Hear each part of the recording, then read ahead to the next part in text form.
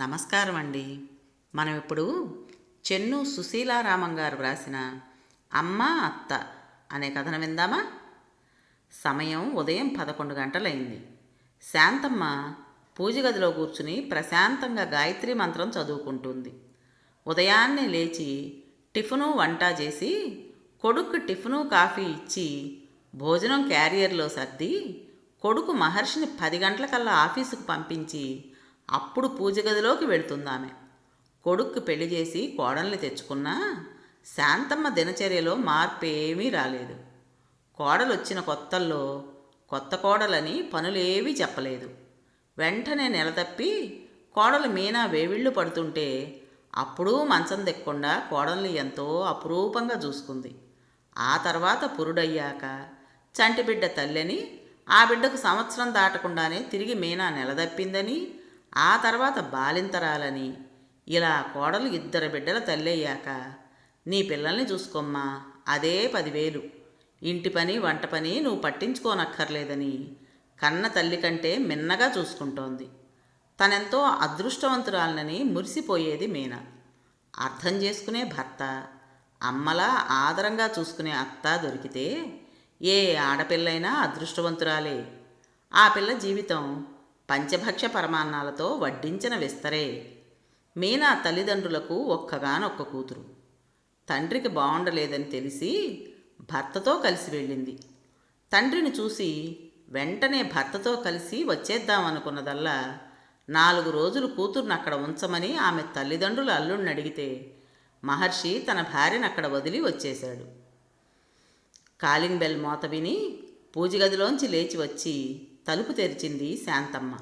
ఎదురుగా మహర్షి నిలబడున్నాడు. అతని ముఖం కళతప్పి ఉంది. బాబూ, ఏమైందిరా?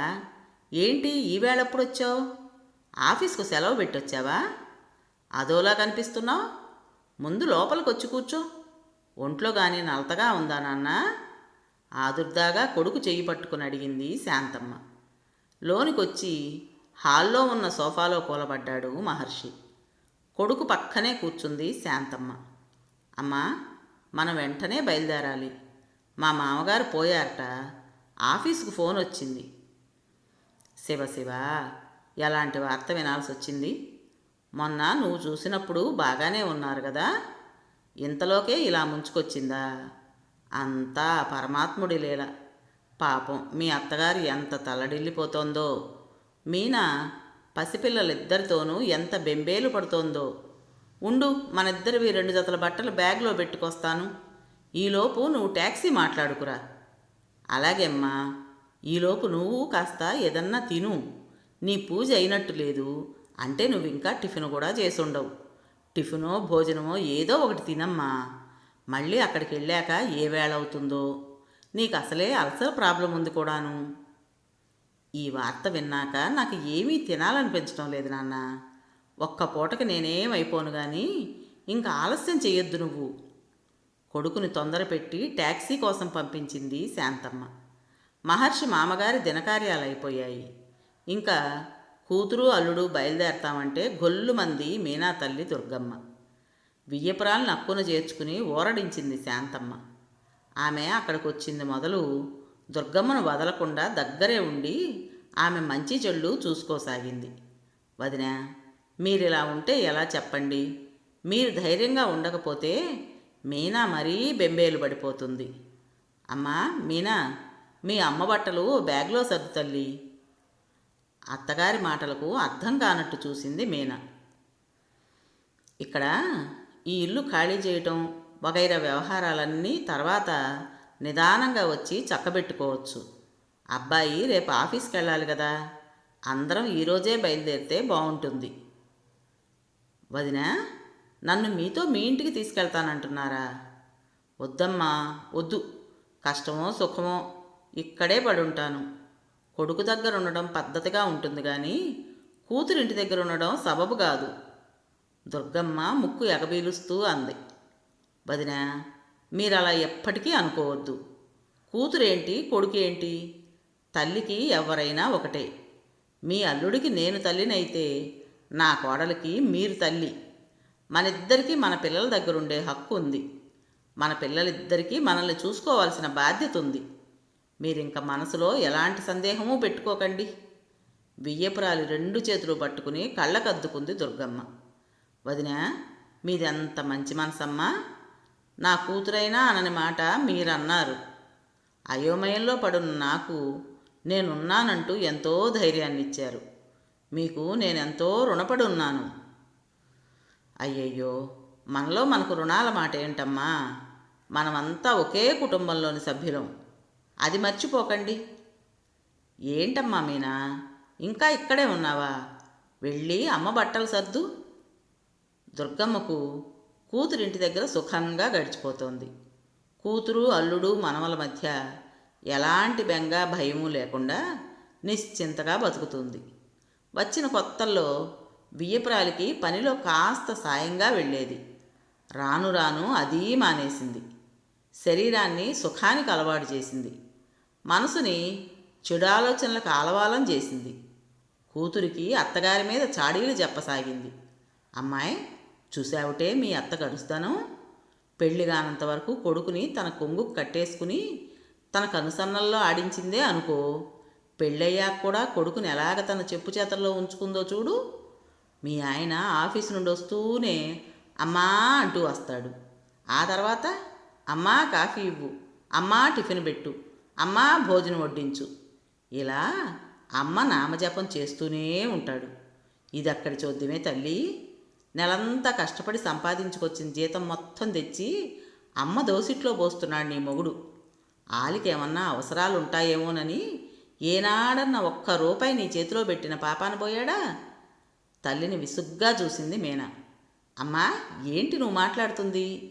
మా అత్తగారినే వేలెత్తి చూపిస్తున్నావా? ఆవిడ చాలా మంచి మనిషి. ఆ విషయం నీకు మాత్రం తెలీదా?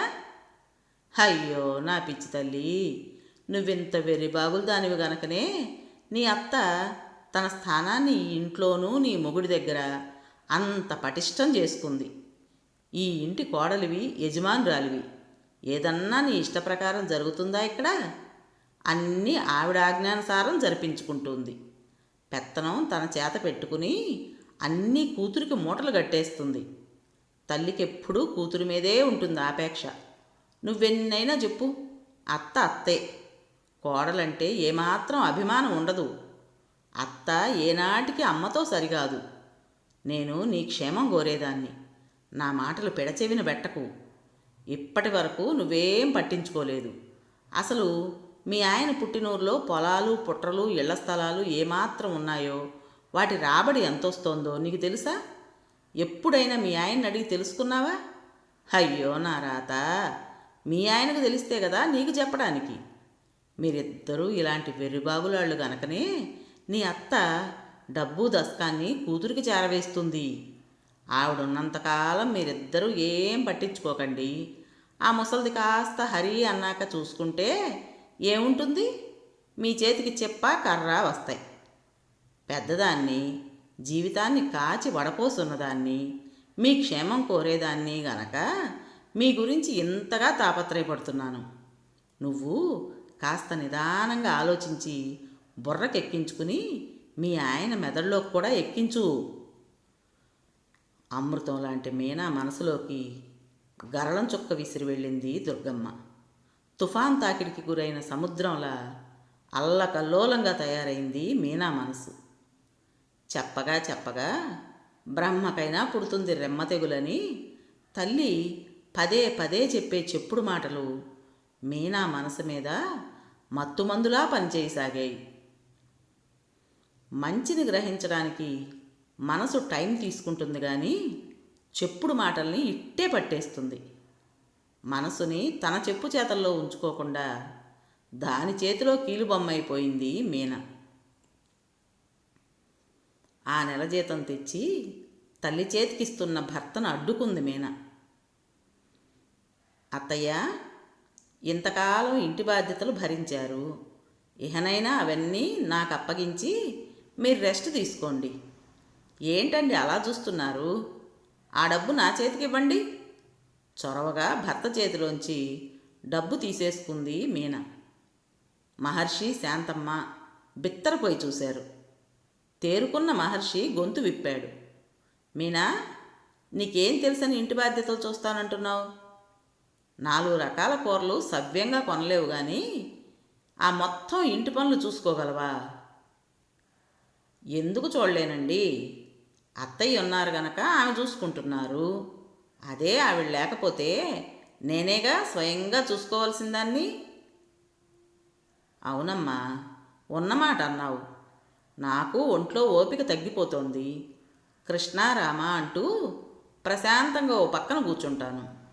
నువ్వు ఈ బాధ్యతలు చూసుకుంటానంటుంటే అంతకంటే నాకు మాత్రం కావలసిందేముంది? ఇది నీ సంసారం. జాగ్రత్తగా సవ్యంగా చూసుకోమ్మా. శాంతమ్మ కోడలికి అన్ని జాగ్రత్తలు చెప్పింది. భర్త జీతం చేజిక్కించుకున్న మీనాకి కోతికి కొబ్బరికాయ దొరికినంత సంబరంగా ఉంది. శత్రువుల నుండి సామ్రాజ్యాన్ని చేజిక్కించుకున్న మహారాణిల గర్వంగా ఉంది ఆమెకు. ఇంకా దుర్గమ్మ సంగతి సరే సరి. కూతుర్ని అడ్డం పెట్టుకుని చక్రం తిప్పేయాలని చూస్తుంది. తల్లి కూతుళ్ళిద్దరూ షాపింగులని, సినిమాలని, షికార్లని తిరుగుతూ జీతం మొత్తాన్ని నెల మధ్యలోనే విచ్చలవిడిగా ఖర్చు పెట్టేశారు. శాంతమ్మ పరిస్థితిలో మాత్రం మార్పేమీ రాలేదు.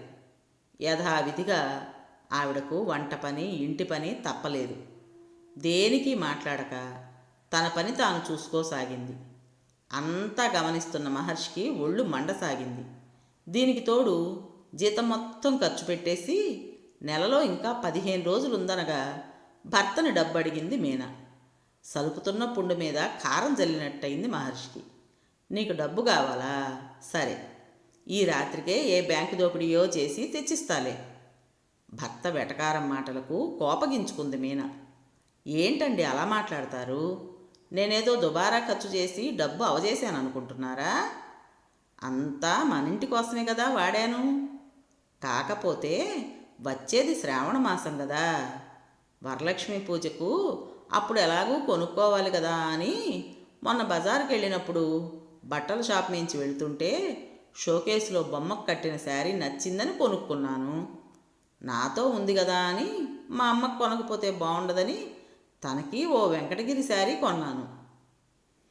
వీధిలోకి కార్పెట్ అమ్మకానికి వస్తే హాల్లో వేసుకుంటే బాగుంటుందని ఓ కార్పెట్ కొన్నాను. ఎప్పటి నుండో మా అమ్మ ముచ్చట పడుతుందని పూజా సామాగ్రి వెండివి తీసుకున్నాను. పాపం, తనకు మాత్రం మనం తప్ప ఎవరున్నారు చెప్పండి? భార్య మాటల్ని మధ్యలోనే అడ్డుకున్నాడు మహర్షి. మీనా, నువ్వు ఏం కొన్నావో, ఎవరికి కొన్నావో అవన్నీ నాకు అనవసరం. జీతం మొత్తం తెచ్చి అమ్మ చేతిలో పెట్టడం నాకు అలవాటు. ఆవిడ ఎలా ఖర్చు పెడుతుంది, ఏం చేస్తుంది నేను పట్టించుకోను. తిరిగి జీతాలు వచ్చే వరకు నా దగ్గర డబ్బు ఉండదు. మధ్యలో అమ్మ ఎప్పుడూ అడిగింది లేదు. మీ అమ్మకు అవసరం లేదు కనుక అడగలేదు. ఇప్పుడు నాకు అవసరం వచ్చింది కనుక అడుగుతున్నాను. ఈరోజే మీ ఫ్రెండ్స్ని ఎవరినైనా అప్పడికి పట్టరండి. భార్యను చిరాగ్గా చూశాడు మహర్షి. అప్ప, ఇంతవరకు నేనెవ్వరి దగ్గర చేయి జాసి ఎరగను. ఇహ ముందు కూడా అంతే. బాగుంది మీరు చెప్పేది. కాపురం అన్నాక ఎన్నో ఖర్చులుంటాయి. జీతం రాళ్ళు సరిపోకపోతే ఎవరి దగ్గరైనా తెచ్చుకుంటుంటారు, తిరిగి తీర్చేస్తుంటారు. అసలు అప్పు చేయకుండా ఎవరికి గడుస్తుంది? అప్పు చేయని వాళ్ళు ఎవరైనా ఉన్నారంటారా? లాజిక్కు మాట్లాడుతూ వాదనకు దిగింది మీనా. మీనా, ఇన్ని మాటలు అనవసరం. నేనెవ్వరి దగ్గర అప్పు అడిగి తెచ్చే ప్రసక్తే లేదు. నా పాలసీ అది. అయినా ఇంతకాలం నేను తెచ్చిచ్చే జీతంతోనే ఇంట్లో ఏ లోటు రాకుండా గడుపుకొస్తుంది అమ్మ. ఆ పని నువ్వెందుకు చేయలేకపోయావు? మీనాకి కోపం ముంచుకొచ్చేసింది. మీ అమ్మలాగా పేనాస్తనంగా గీచి గీచి ఖర్చు పెట్టాల్సిన కర్మ నాకు లేదు. అది నా వల్ల కాదు. నాకు సరదాలు సంతోషాలు ఉన్నాయి. అయినా మీ జీతం రాళ్లతోనే బతకాల్సిన అగత్యం మనకు లేదు కదండీ. మీ ఊళ్ళో మనకు పొలము ఇల్లు ఉన్నాయి కదా, వాటి మీద వచ్చే రాబడంతా ఏం చేస్తున్నారు?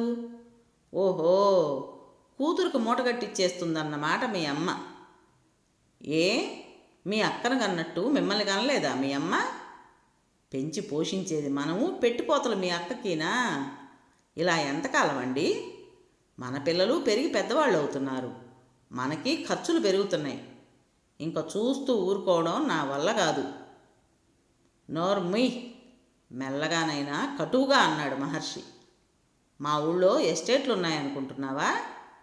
మా చిన్నతనాన్నే మా నాన్న పోతే ఉన్న పొలాన్ని అమ్మి మా అక్క పెళ్ళికి, నా చదువు ఉద్యోగానికి ఖర్చు పెట్టింది మా అమ్మ. మిగిలి ఉన్న ఇల్లు కూడా ఈ మధ్య అమ్మింది. అయితే ఆ డబ్బు ఉండాలి కదా, బ్యాంకులో వేసి ఉంచితే నెల నెలా వడ్డీ డబ్బు రావాలి కదా. ఆ డబ్బు బ్యాంకులో వేసిందో మరేం చేసిందో నాకు తెలీదు. అడిగితే దాని గురించి సమయం వచ్చినప్పుడు నేనే చెబుతానంది. ఆవిడ అలా అంటే నోరు మూసుకుని ఉండిపోయారా? మా అమ్మ ముందు చూపు గలదు గనక ఇలా జరుగుతుందని ఎప్పుడో చెప్పింది. కానీ ఏం లాభం, మన మట్టి బుర్రలకు ఎక్కితే కదా. ఇల్లమ్మిన డబ్బు కాస్త పట్టుకెళ్ళి కూతురు చేతిలో పెట్టుంటుంది. అందుకే మీరు అడిగితే మాట దాటేస్తుంది. ఇదంత మాత్రం సహించను నేను. ఇప్పుడే వెళ్ళి అడిగి అటో ఇటో తేల్చేస్తాను. మొండికేస్తే పెద్ద మనుషుల్లో పెట్టి న్యాయం అడుగుతాను. నన్ను నా పిల్లల్ని బికారుల్ని చేసి కూతుర్ని అందలం ఎక్కిస్తుందా? కోపంతో మీనా ముఖం కందగడ్డలా మారింది. మీనా, కాస్త నోరు మోస్తావా నువ్వు? మా అమ్మ అమ్మిన ఇంట్లో మనకు ఎలాంటి హక్కు లేదు. అది ఆమె పుట్టింటి వారిచ్చిన ఆస్తి. దాన్ని మా అమ్మ ఎవరికిచ్చుకున్నా, ఎలా వాడుకున్నా అడిగే హక్కు, నిలదీసే అధికారం ఎవ్వరికీ లేదు. అలాగా? అయితే ఇంక మీ అమ్మ మన దగ్గర ఎందుకు ఉండడం?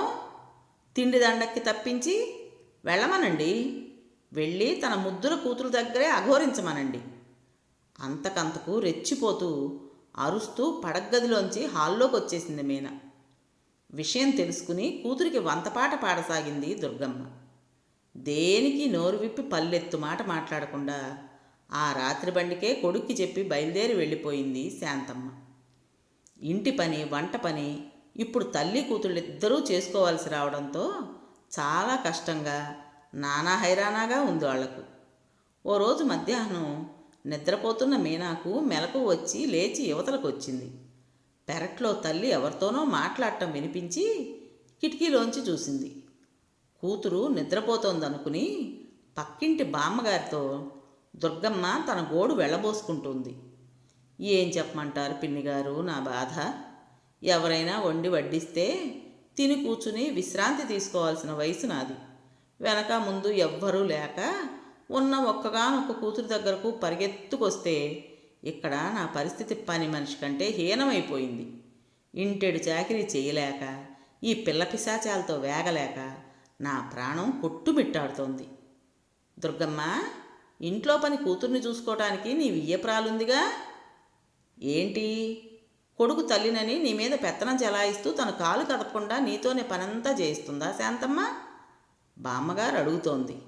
అదేం కాదు పిన్నిగారు, ఆవిడ గారికి ఇక్కడ తిన్నది అరగడం లేదల్లే ఉంది. కూతురు దగ్గరికి పరిగెత్తుకెళ్ళింది. వెళ్ళిందిగా, 4 రోజులు గడిస్తే తనకే తెలిసొస్తుంది.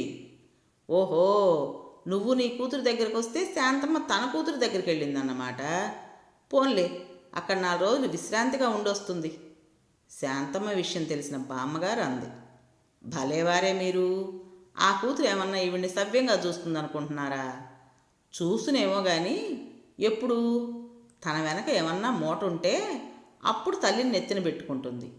కానీ శాంతమ్మ అలా చేయలేదే. ఉన్నదంతా మూటగట్టి ముందే కూతురు పరం చేసేసింది.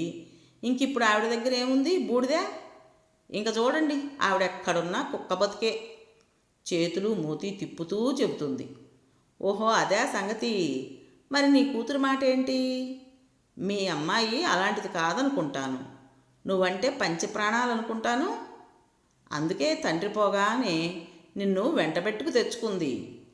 అక్కడ నీకు సొంత ఇల్లు ఉందనుకుంటాను కదా. ఇంకా నువ్వు అక్కడికి వెళ్ళే పని లేదుగా. ఆ ఇల్లు అమ్మేసి డబ్బు తెచ్చేసుకున్నావా? ఆరాగా అడిగింది బామ్మ. ఇంకా నయం, మా వియ్యపురాలు చేసినటువంటి తెలివి తక్కువ పని నేను అన్నటికీ చెయ్యను. నా దగ్గర డబ్బుందంటే నా కూతురు అల్లుడు ఊరుకుంటారనుకుంటున్నారా? ఇచ్చే వరకు జలగల్లా పట్టి పీడించరు. ఇంటిని అద్దెకి ఇచ్చేశాను. ఆ అద్దె డబ్బు ఏ నెలకు ఆ నెల నా పేరున బ్యాంకులో వేసుకుంటున్నాను. ఎవ్వరు అరిచి గీ పెట్టినా దానిలోంచి నాయా పైసన్నా తీయను ఖరాఖండిగా చెప్పేసింది.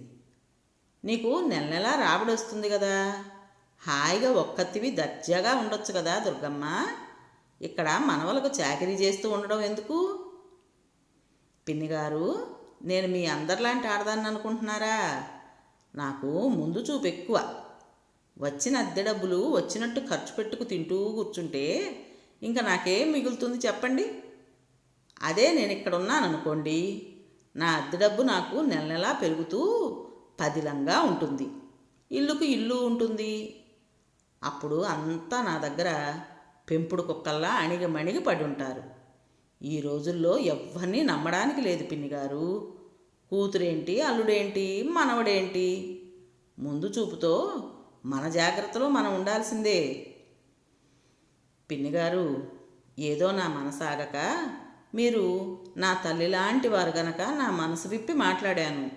ఇప్పుడు నేను అన్న మాటలేవి మా అమ్మాయికి తెలియనివ్వకండే. మన మనసులో ఏమున్నా పైకి మాత్రం లౌక్యంగా మాట్లాడుతూ మన పబ్బం గడుపుకుంటూ బతకడమే తెలివిగల వాళ్ళ లక్షణం. అవునంటారా కాదంటారా? పిన్నిగారు, మరోసారి చెప్తున్నాను, నేను మాట్లాడిందేవి మా మీనాకి తెలియనివ్వకండి. అలా చేస్తే నన్ను చంపుకు తిన్నంత ఒట్టే. దుర్గమ్మ బామ్మగారు ఇంకా ఏవేవో మాట్లాడుకుంటూనే ఉన్నారు. కానీ అవేవి మీనా చెవినెక్కడం లేదు. ఆమెకంతా అయోమయంగా అది కళ నిజమా తేల్చుకోలేని పరిస్థితిగా ఉంది. తన తల్లి అలాంటిదని, ఆమె బుద్ధి అంత వక్రమైందని కలలో కూడా ఊహించని ఆమె మెంటల్ షాక్ తింది. మెల్లగా వెళ్ళి మంచం మీద వాలిపోయింది. అమ్మ నైజం ఇలాంటిదా? తన చెవులు తనని మోసం చేయడం లేదు కదా? ఇక్కడ తన పరిస్థితి హీనంగా ఉందంటుందా? డబ్బు కోసం కూతురు అల్లుడు జలగల్లా పీడిస్తారంటుందా? తన డబ్బు అంటూ వేరు చేసి మాట్లాడుతుంది. అంటే మాకంటే కూడా తనకి డబ్బే ఎక్కువ అన్నమాట. పైకి మాట్లాడే మాటలు, ప్రవర్తించే తీరు అంతా నటనేనా? తల్లి ప్రేమలో కల్మషం ఉండదంటారే, మరి తన తల్లి? ఇంటెడు పని అత్తగారొక్కరూ చేసుకుంటుంటే తను కానీ అమ్మ కానీ సాయం వెళ్ళేవాళ్లమే కాదు. కానీ ఏనాడు ఆవిడ అమ్మలా విసుగు ప్రదర్శించలేదు. మనవల్ని ఎంతో ప్రేమగా సాకేది. ఇల్లమ్మిన డబ్బు తమకివ్వకుండా కూతురికిచ్చుకుందని నానా మాటలు అన్నారు. ఆవిడ కూతురికైనా ఇచ్చింది కానీ మరి తన తల్లి? రాత్రే ఆయన అన్నారు తన ప్రమోషన్ గురించి కాస్త ఖర్చు అయ్యేలాగుందని. మరేం పర్వాలేదు, అమ్మ ఇంటి మీద వచ్చే అద్దె డబ్బులుంటాయి, అమ్మని అడిగి తీసుకుందాం అంది తను. కానీ అమ్మ బుద్ధి ఇలాంటిదని తను ఊహించలేదు. వీధిలో పోస్ట్ అన్న కేక వినిపించడంతో తన ఆలోచన ఆపి నిస్సత్తువుగా లేచి వెళ్ళింది. అది శాంతమ్మ కోడలి పేర్రా రాసిన ఉత్తరం. కవర్ చించి చదువుకోసాగింది మీనా. చిరంజీవి సౌభాగ్యవతియగు మీనాను మీ అత్తయ్య దీవించి రాయినది. అమ్మా మీనా, ఎలాగున్నావమ్మా? బాబులిద్దరూ ఎలా ఉన్నారు? మీ అమ్మగారు ఏం చేస్తున్నారు? మహర్షి బాబు ఎలా ఉన్నాడు? అమ్మా మీనా, నేనెప్పుడూ నిన్ను భేదభావంతో చూడలేదు, కూతురుగానే భావించాను. అలాగే నువ్వు నన్ను తల్లిగానే భావించుకుంటున్నావని అనుకున్నాను. కానీ మొన్ననే తెలిసింది నీ మనసులో నా స్థానం చాలా అట్టడుగునుందని. అది నా దురదృష్టం. ఇకపోతే ఇల్లమ్మగా వచ్చిన డబ్బు నా కూతురికి ఇచ్చుకున్నానని గదూ నీ ఆరోపణ? లేదమ్మా, నీ ఆడబిడ్డ పిల్లా పాపా లేంది. అంతేగాక భార్యాభర్తలిద్దరూ సంపాదించుకుంటున్నారు. ఇంకా అదేం చేసుకుంటుంది డబ్బు? ఇల్లమ్మగా వచ్చిన 2 లక్షలు నీకు నీ పిల్లలిద్దరికీ తలకో 50,000 ఫిక్స్డ్ డిపాజిట్లో వేయించాను. వాటి తాలూకు పేపర్లు నా ట్రంకు పెట్టెలో ఉన్న పాత బట్టల అడుగునుంచాను. మిగిలిన 50,000 నా పేర వేసుకుని దాని మీద వచ్చే వడ్డీ డబ్బు ఖర్చు పెట్టుకుంటూ వృద్ధాశ్రమంలో ఉందామని నేనెప్పుడో నిర్ణయించుకున్నాను. నేనిప్పుడు వృద్ధాశ్రమంలోనే ఉన్నాను. మీరు అనుకుంటున్నట్టు కూతురింటికి వెళ్ళలేదు. నా పేర ఉన్న 50,000 నా తదనంతరం వృద్ధాశ్రమానికి చెందేలా రాశాను. ఈ వయసులో నేను ఎవ్వరికీ భారంగా ఉండను. పిల్లల మీద మమకారం చంపుకోలేక ఒంట్లో ఓపిక లేకున్నా ఇంతకాలం మీ దగ్గరుండిపోయాను. నేను తెలియక ఏమన్నా నీ మనసు నొప్పిస్తే నన్ను క్షమించు తల్లి. చిరంజీవులకు నా ఆశీస్సులు. మీ అమ్మగారిని అడిగినట్టు చెప్పు. ఆ భగవంతుడు సదా మిమ్మల్ని అందరినీ చల్లగా చూడాలని ఆకాంక్షిస్తూ ఉత్తరాన్ని ముగిస్తున్నాను. ఇట్లు శాంతమ్మ. విన్నారు కదండి. మరి ఈ కథ మీకు నచ్చిందా? నచ్చినట్టయితే ఒక లైక్ చేసి మరో నలుగురికి షేర్ చేయండి. అలాగే ఈ కథ పైన మీ విలువైన అభిప్రాయాన్ని కామెంట్స్ రూపంలో తప్పకుండా తెలియజేస్తారు కదూ. మరి ఇంత మంచి కథను మనకు అందించిన సుశీలా రామం గారికి మనందరి తరపున మనస్ఫూర్తిగా ధన్యవాదాలు తెలుపుకుంటూ, ఇటువంటి మంచి మంచి కథల కోసం కొత్త వాళ్ళు మన ఛానల్ని తప్పకుండా సబ్స్క్రైబ్ చేసుకోండి. రేపు మరో మంచి కథతో మీ ముందుకు వస్తాను. అప్పటి వరకు ఉంటానండి.